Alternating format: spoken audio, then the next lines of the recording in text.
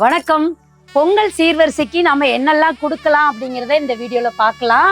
பொங்கல் சீர்வரிசைக்கு முதல்ல அரிசி களையிறதுக்கு ஒரு சட்டி அழகா ட்ரெடிஷ்னலா பித்தளையில இருந்தா அது இன்னுமே அழகா இருக்கும் இல்லையா? அதே மாதிரி பொங்க பானை,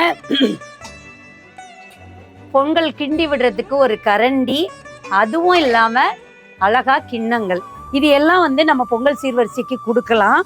இது ரொம்ப அழகாவும் இருக்கும், ட்ரெடிஷ்னலாகவும் இருக்கும். புதுசா கல்யாணம் ஆகி வர்றவங்களுக்கு இந்த கல்யாண சீர்வரிசைக்கோட கொடுக்காம விட்டுருந்தா கூட பொங்கலுக்குன்னு தனியா சீர்வரிசை கொடுக்கறது அப்படிங்கிறது நம்மளுடைய தமிழர் பண்பாடுல இருக்கு.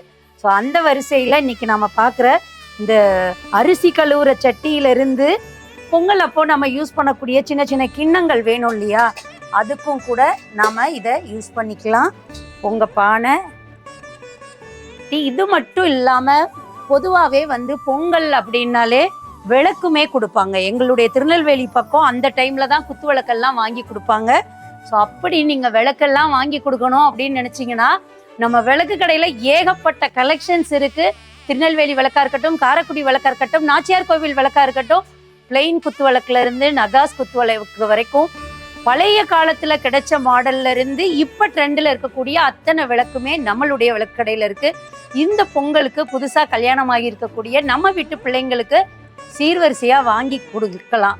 அவ்வளோ அழகழகான கலெக்ஷன்ஸ் நம்ம விளக்கு கடையில நிறையவே கொண்டு வந்திருக்கோம்.